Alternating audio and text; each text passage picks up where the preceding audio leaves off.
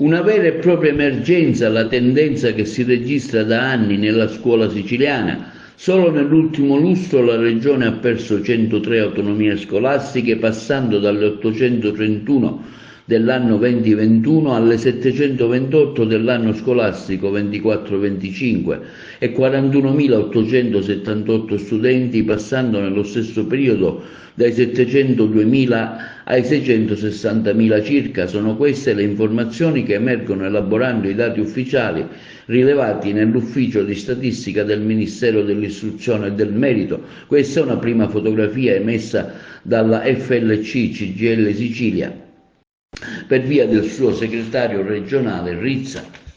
Se andiamo più nel dettaglio ci accorgiamo che a causa del dimensionamento scolastico sono scomparse in Sicilia 43 sedi. Al di là dell'accorpamento amministrativo hanno proprio chiuso i battenti 15 edifici scolastici dell'infanzia, 19 della primaria e 13 della secondaria di primo grado. Maggiori preoccupazioni desta la diminuzione della popolazione scolastica, ovvero il numero degli studenti che frequentano le scuole in Sicilia. Ne consegue che ogni anno la regione perde 15.000 abitanti, di cui 7.000 giovani laureati, mentre circa un terzo degli studenti meridionali preferisce le università del nord.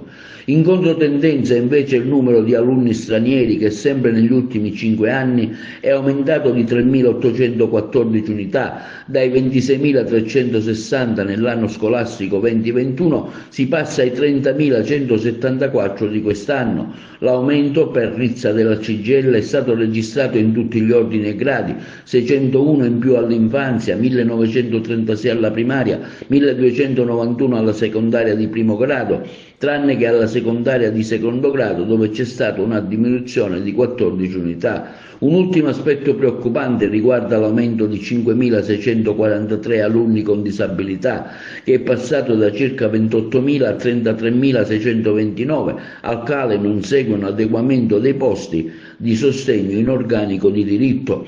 Basti pensare che su 25.549 docenti ben 11.595 sono in deroga, ovvero precari.